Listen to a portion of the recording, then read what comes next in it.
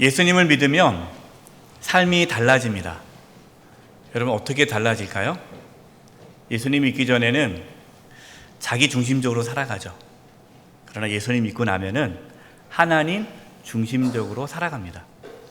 하나님 중심적으로 살아간다는 것은 하나님께서 기뻐하시는 일에 관심을 갖게 된다는 것입니다.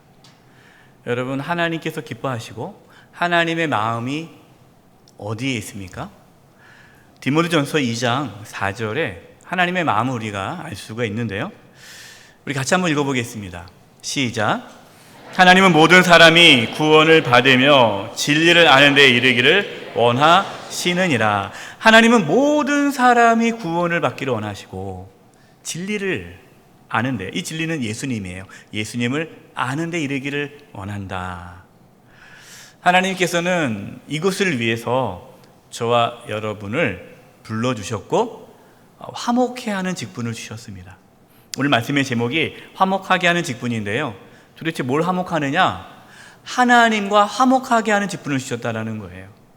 저와 여러분이 예수님 믿기 전에 하나님과 원수되지 않았습니까? 죄를 지어서 하나님과 원수가 되었는데 우리가 예수님을 믿고 하나님과 화목하게 되었어요.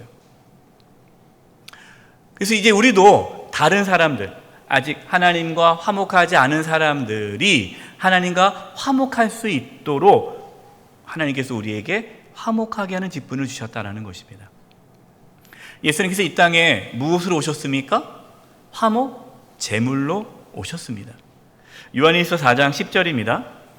사랑은 여기 있으니 우리가 하나님을 사랑한 것이 아니요 하나님이 우리를 사랑하사 우리 죄를 속하기 위하여 화목제물로 그 아들을 보내셨음이니라. 예수님께서 십자가에서 죽으심으로 저와 여러분의 죄가 용서되고 하나님과 화목하게 되었다라는 거예요.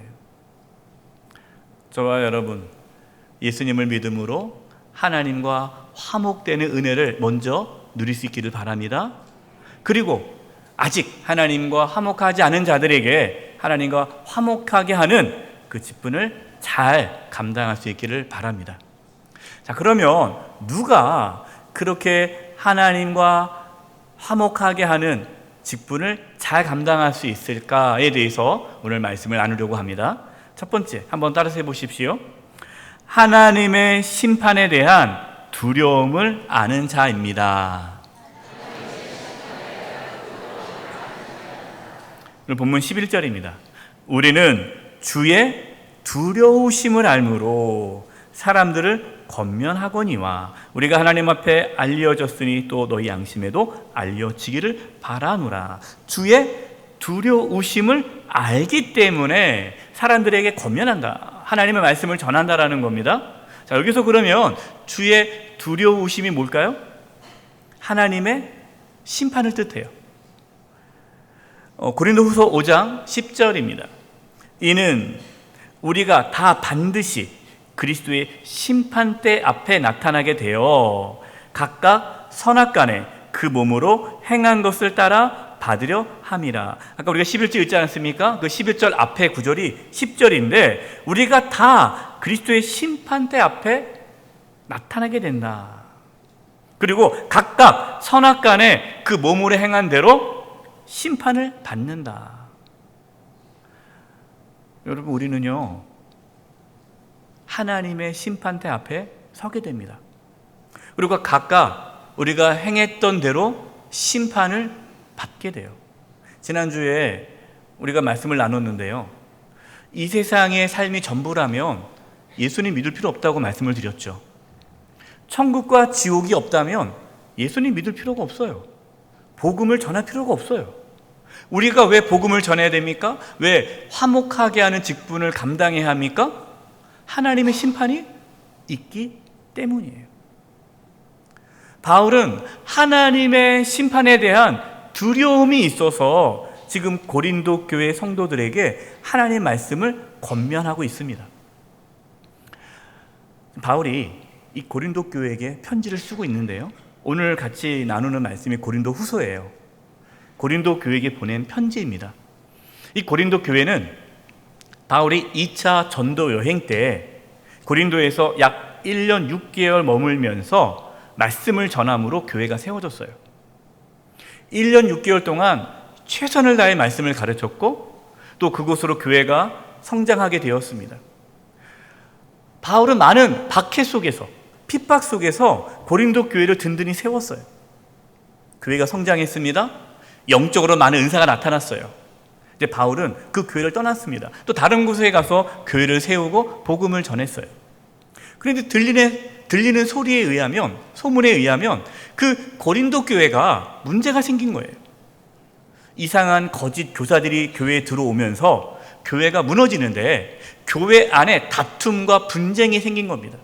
또한 성도들이 영적으로 타락해지는 거예요. 도덕적으로 타락해지는 거예요.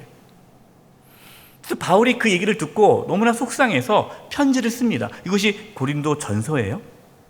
근데 그 편지를 받은 이 고린도 교회 성도들이 회개하고 하나님 말씀대로 돌아와야 되는데 오히려 바울을 비방합니다. 바울을 적대시하는 거예요. 그러면서 바울이 무슨 사도냐? 바울이 우리랑 무슨 관계가 있어? 하면서 오히려 바울을 대적하는 거예요. 얼마나 여러분 속상하겠습니까?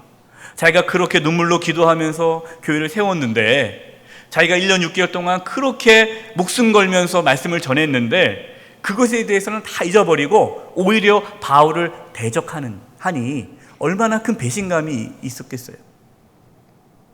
바울은 인간적으로 그래, 너희들 알아서 해라, 그렇게 하지 않았다는 거예요. 자기가 비방을 받고 모욕을 당하고 그럼에도 불구하고 고린도 교회를 포기하지 않아요. 왜 그렇습니까? 하나님의 심판을 알기 때문이에요. 내가 포기하면, 저들을 포기하면 저들은 하나님의 심판을 받기 때문에 바울은 끝까지 포기하지 않고 말씀을 전하는 겁니다. 여러분, 우리가 예수님 믿지 않는 가족들 있지 않습니까? 교회 안 다니는 우리 친지들, 이웃들, 지인들, 친구들에게 여러분 한번 얘기해 보세요. 교회 갑시다. 예수님 믿어보세요. 좋습니다. 한번 해보세요. 여러분, 좋은 소식을 듣습니까? 못 듣습니까? 고맙다는 사람이 한 명도 없어요. 뭐라고 합니까? 지겹다고. 이제 그만 좀 하라고. 어떤 분들은 그런 얘기 하려면 오지도 말라고. 더 심한 분은 미쳤다고 그래요. 미쳤다고. 네가 미쳐가지고 맨날 교회만 얘기하는구나. 너만 미쳐라. 나는 제발 건드리지 말아라. 마치 벌레를 보듯이 경멸한 눈으로 쳐다봅니다. 여러분, 혹시 복음을 전하다가 우리 믿지 않는 가족들, 친지들, 이웃들에게 복음 전할 때 이런 모멸감 겪어본 적 없으세요? 여러분, 이게 당연한 거예요. 바울은 자신을 모함하고 비방하고 적대하는 고린도 교회 성도들을 포기하지 않았습니다. 그들을 포기하면 그들은 하나님의 심판을 받기 때문이죠. 또한 자신도 하나님 앞에 섰을 때 책망받을 것을 알기 때문에 바울은 끝까지 복음을 전했습니다. 에스겔 3장 18절 19절입니다. 가령 내가 악인에게 말하기를 너는 꼭 죽으리라 할 때에, 하나님께서 에스겔 선지자에게 주시는 말씀이에요. 내가 악인에게 말하기를 너 죄를 많이 지니까 너 죽는다 라고 말할 때에 내가 깨우치지 아니하거나 말로 악인에게 일러서 그의 악한 길을 떠나 생명을 구원하게 하지 아니하면, 하나님께서 악인 죽는다라고 얘기했을 때 이 선지자가 가만히 있으면, 그들에게 가서 하나님 말씀을 전하지 않으면 그 악인은 그의 죄악 중에 죽으려니와 내가 그의 핏값을, 그 악인의 핏값을 누구한테? 내 손에서 찾을 것이고. 19절, 내가 악인을 깨우치되 그가 그의 악한 마음과 악한 행위에 돌이키지 아니하면 그는 그 죄악 중에서 죽으려니와 너는 내 생명을 보존하리라. 하나님께서 우리에게 믿지 않는 가족들, 믿지 않는 이웃들, 친지들, 지인들을 보내주셨어요. 우리는 그들에게 복음을 전해야 할 책임이 있는 거예요. 이런 분이 있어요. 내가 말해봤자 또 안 들을 텐데, 괜히 또 관계만 어색해지고 그냥 알아서 나오겠지 뭐 언젠가 나오겠지 다 자유 아니야? 그렇게까지 전도해야 돼? 너무 부담 주는 것 같아. 그래서 내버려 둔다면, 내버려 둬서 우리의 가족들이, 친지들이, 이웃들이 예수님을 믿지 않고 하나님의 심판을 받는다면 그 사람의 그 핏값을 누구한테 돌린다는 거예요? 우리한테 돌린다라는 거예요. 우리에게 책임이 있다는 거예요. 50년 전에 이곳에 우리 영세교를 세워주셨습니다. 하나님께서 이곳에 영세교를 세운 이유가 뭡니까? 이 지역에 있는 영혼들을 뭐 하라고요? 구원하라고 세워주신 거예요. 근데 우리가 그냥 우리끼리만 잘 믿고 우리끼리만 예수 믿고 우리끼리만 좋다 그러면 우리 교회가 하나님 앞에 섰을 때에 어떻게 되겠어요? 책망을 받는다는 거예요.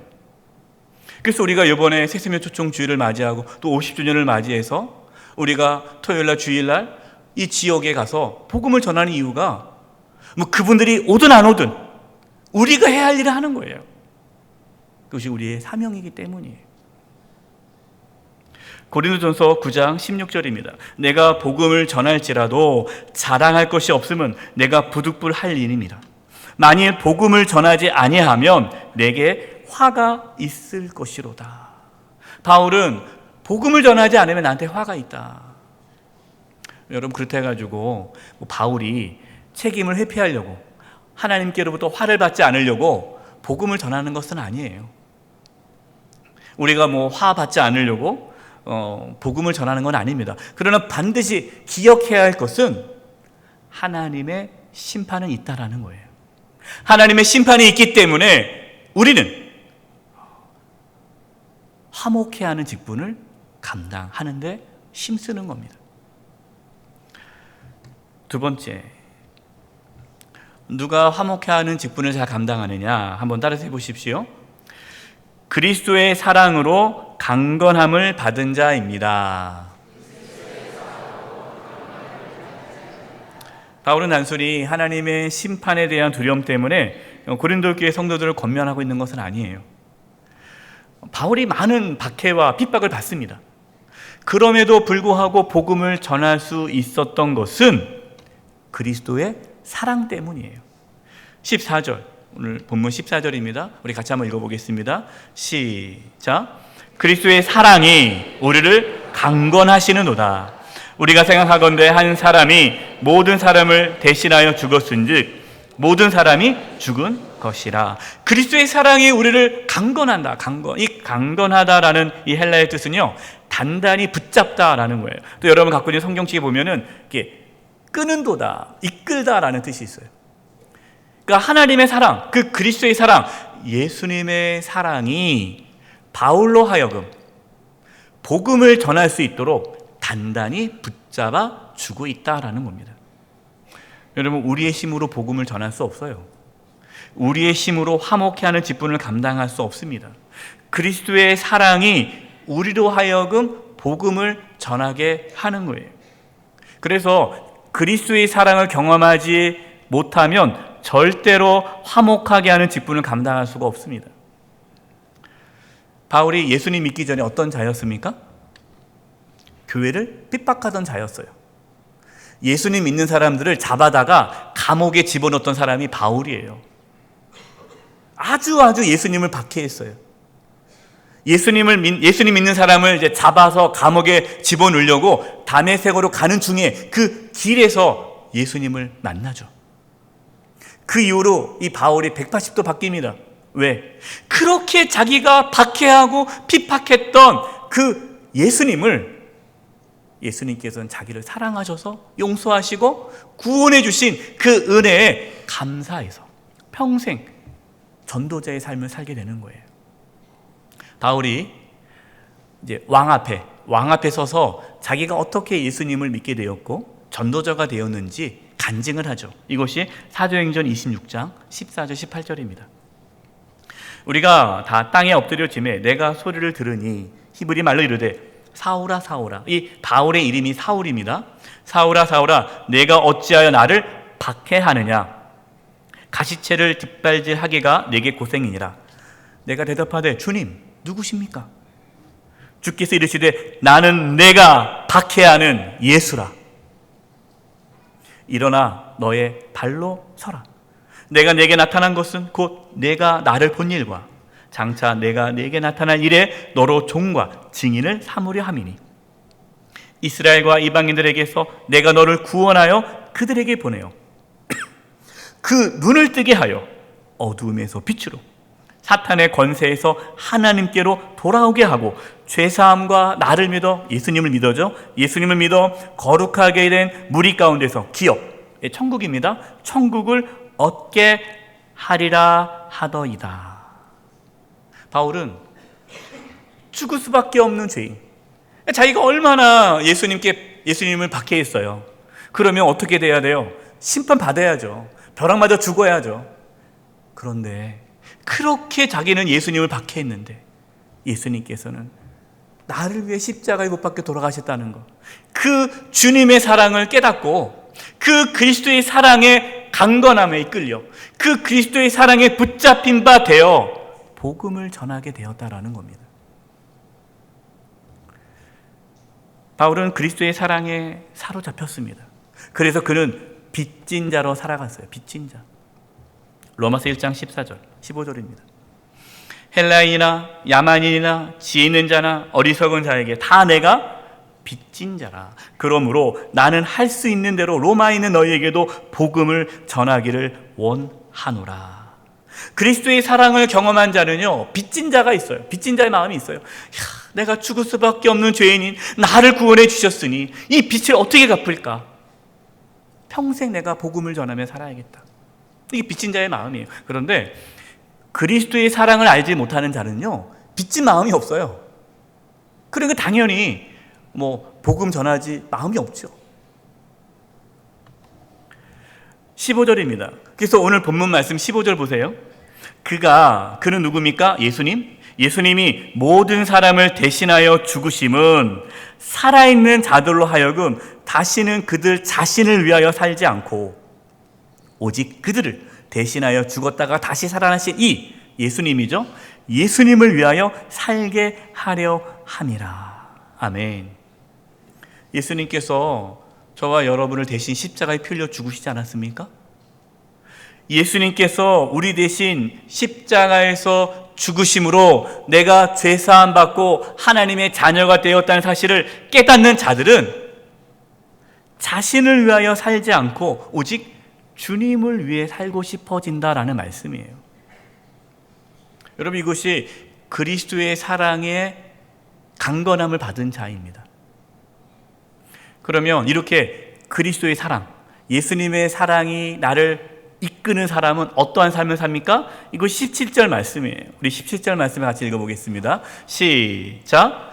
그런즉 누구든지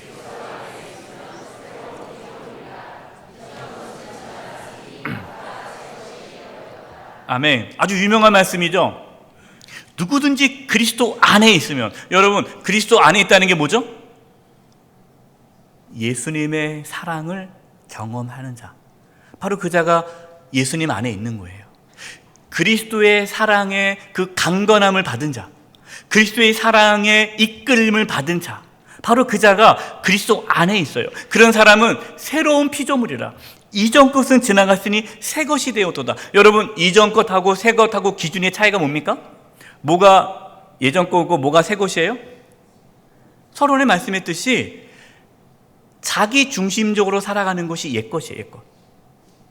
그러니까 그리스도의 사랑의 강건함을 받기 전에는, 그리스도의 사랑을 깨닫기 전에는 교회를 다녀도 내가 원하는 대로 살았단 말이에요. 이건 옛 것이에요. 옛 것. 그러나 누구든지 그리스도 안에 있으면, 누구든지 그리스도의 사랑을 경험하게 되면 새로운 피조물이에요. 이전 것은 지나갔으니 보라 새 것이 되었도다. 그 새 것이 뭡니까? 하나님을 위해 살고 싶어지는 마음이에요. 그게 새로운 피조물이에요.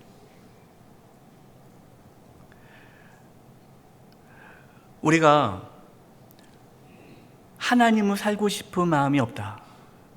우리는 아직 예수님 믿지 않은 겁니다. 그리스도의 사랑에 강건함을 받지 않은 자예요. 그리스도의 사랑이 나를 이끌어갈 때에 우리는 하나님을 위해 살고 싶어지고, 그 하나님을 위해 살고 싶은 그 삶이 바로 화목하게 하는 직분을 감당하는 삶인 거예요. 예수님을 믿는다라는 거, 여러분, 예수님 믿는다는 건 교회를 나온다는 뜻이 아닙니다. 예수님을 믿는다라는 것은 그 놀라운 예수님의 사랑에 붙잡힌 바 되었다라는 거예요. 저와 여러분, 예수 그리스도의 그 사랑의 강건함에 이끌려 강건함으로 인해서 새로운 피조물로서 주님의 영광을 위해 살아갈 수 있는 저와 여러분 되기를 바랍니다. 세 번째입니다. 누가 화목하게 하는 직분을 감당할 수 있는가? 한번 따라서 해보십시오. 하나님과 화목하게 된 자입니다. 18절 말씀입니다. 모든 것이 하나님께로서 났으며 그가 그리스도로 말미암아 우리를 자기와 화목하게 하시고 또 우리에게 화목하게 하는 직분을 주셨으니. 바울은 모든 것이 다 하나님께로부터 났다라고 고백합니다. 여러분, 이게 중요한데요. 이게 무슨 말이냐? 모든 것이 하나님께로부터 나왔다라는 것은요, 구원은 하나님의 손에 달려 있다라는 거예요. 우리가 복음을 전한다고 해서 우리 믿지 않는 가족이 예수님 믿는 건 아닙니다. 내가 우리의 가족을 구원할 수 없어요. 구원은 누구 손에 달려 있어요? 하나님 손에 달려 있는 거예요. 하나님의 주권에 있는 거예요. 우리가 예수님 믿고 하나님의 자녀가 된 것도 하나님의 은혜로 된 거예요. 하나님께서 하신 겁니다. 그러니까 바울이 그걸 깨달았어요. 내가 지금 고린도 교회 성도들에게 편지를 쓰고 그들이 다시금 하나님 앞에 돌아오기를 바라는 마음에 편지를 쓰지만, 하나님 말씀을 권면하지만 하나님께서 그 고린도 교회 성도들을 회개케 하지 않으시면, 돌이키지 않으시면 안 된다는 걸 알아요. 그래서 모든 것이 다 하나님께로부터 나온다. 나도 하나님과 화목하게 된 것이 하나님께서 예수님을 보내주셔서 예수님을 믿게 하셔서 내가 하나님과 화목하게 되었다. 그리고 하나님과 화목하게 된 우리에게 하나님과 화목하게 하는 직분을 주셨다. 내가 왜 너희들을 포기하지 않고, 내가 왜 너희들 나를 그렇게 핍박하고 비방하고 적대하지만 내가 너희들을 포기하지 않은 이유는 하나님께서 나를 포기하지 않고 하나님과 화목하게 하는 일을 주셨기 때문에 나는 이 시간 너희들이, 바울이 얘기하는 거예요. 이 고린도 교회 성도들이 하나님과 다시 화목하게 하는데 나에게 그 직분을 주셨다. 여러분, 하나님께서 저와 여러분에게 은혜를 주셔서 하나님과 화목하는 은혜를 주셨습니다. 그 하나님과 화목해 된 자들은 다른 사람들, 아직 하나님과 화목하지 않은 자들과 화목하게 하는 직분을 주셨어요. 여러분, 이것이 모든 그리스도인의 사명입니다. 19절입니다. 곧 하나님께서 그리스도 안에 계시사 세상을 자기와 화목하게 하시며 그들의 죄를 그들에게 돌리지 아니하시고 화목하게 하는 말씀을 우리에게 부탁하셨느니라. 화목하게 하는 말씀이 무엇이죠? 이게 복음이에요. 복음. 여러분, 복음 이외에 하나님과 화목할 수 없어요. 하나님께서 우리에게 복음을 주셨다는 겁니다. 화목하게 하는 말씀, 복음을 주셨어요. 그래서 우리는 복음을 전함으로 화목하게 하는 직분을 감당케 하는 거예요. 로마서 1장 16절입니다. 내가 복음을 부끄러워하지 아니하노니 이 복음은 모든 믿는 자에게 구원을 주시는 하나님의 능력이 됨이라. 여러분, 우리가 어떻게 하나님과 화목하게 됩니까? 복음으로 하나님과 화목하게 되는 거예요. 그래서 우리가 이번에 새 생명 초청주의를 하는 겁니다. 새 생명 초청주의를 왜 합니까? 아직 믿지 않는 가족들, 친지, 이웃들을 초청하는 거예요. 초청해서 하나님과 화목하게 하려고 초청하는 거예요. 그래서 우리가 화목하게 하는 직분을 감당하기 위해 새 생명 초청주의를 하는 거고, 그분들에게 복음을 들려서 복음을 듣고 그분들이 예수님 믿고 하나님과 화목하게 하려고 우리가 새 생명 초청주의를 하는 거예요. 작년에 초청하신 분들 있잖아요. 작년에 초청했는데 아직 예수님 안 믿는 분들, 여러분 또 초대하세요. 괜찮습니다. 어떤 분들은 목사님 작년에 초대했는데 또 초대해야 되나요? 그분이 예수님 믿었으면 초대할 필요 없어요. 예. 근데 예수님 안 믿는다. 아직도 예수님 안 믿고 있다. 그럼 또 초대하세요. 그럼 그분이 그렇게 얘기할 거예요. 야, 작년에 갔는데 또 가냐? 괜찮다고. 또 오라고. 예. 왜 그렇게 해야 돼요? 복음을 들어야 되니까. 복음을 들어야 예수님 믿고 하나님과 화목하게 되기 때문에 우리 이 일을 하는 거예요. 결론입니다. 최근에 우리에게 한 권사님께서 갑자기 하나님 품에 안기셨어요. 그러니까 주일날 예배도 잘 들으시고 식사도 잘 하시고 그 주중에 주무시다가 돌아가셨어요. 그래서 저도 그 얘기를 듣고 깜짝 놀랐습니다. 물론 이제 좀 몸이 아프셨지만 그렇게 돌아가실 분이 아니셨거든요. 그러니까 가족들도 놀래고 우리 그 권사님을 아는 성도들도 깜짝 놀랐어요. 뭐 이게 어떻게 된 일이냐. 멀쩡하셨는데 주무시다 돌아가셨으니. 그래서 얼마나 마음이 아픕니까?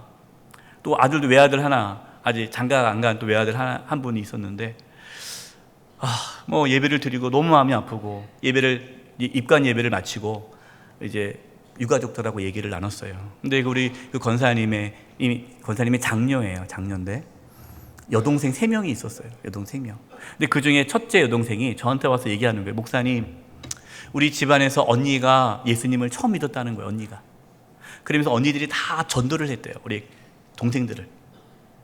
처음에 언니가 교회 가져갔을 때 싫었대요. 뭐 예수님 믿어야 된다. 그러면 싫었다는 거예요. 짜증나고 왜 자꾸만 전도하냐고 막 그렇게 했대요.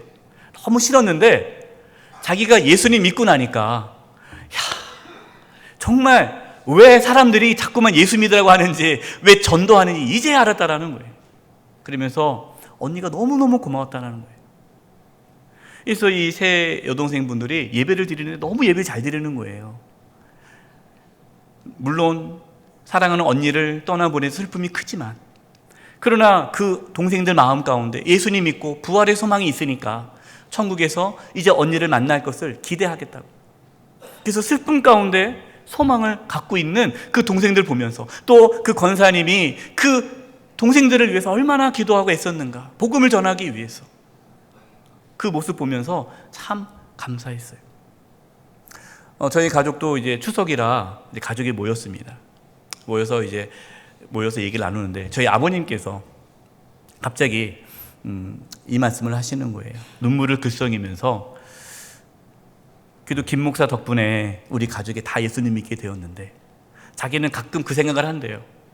혼자 교회 다녔을 때 제가 핍박을 많이 받았거든요. 다 믿지 않는 집안에서 교회 다녔으니 뭐 미쳤다는 소리도 듣고 뭐 별의별 얘기 다 들었어요.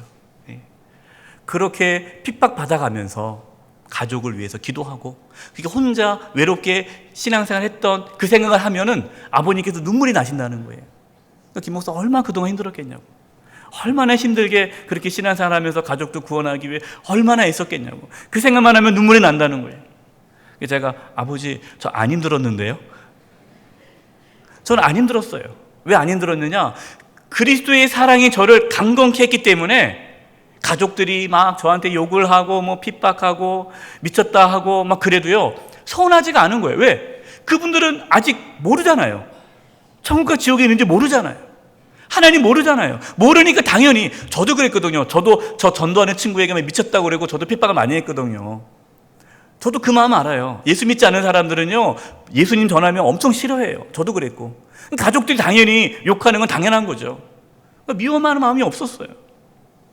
하나님께서 저에게 담대함을 주셨고 그리스도의 사랑이 저를 이끌어갔기 때문에 그런 핍박 중에도 복음을 전했어요. 지금은 우리 가족들이 얼마나 좋아하고 고마워하는지. 하나님께서 우리에게 화목하게 하는 직분을 주셨습니다. 여러분, 그 직분이요 화려한 직분은 아니에요.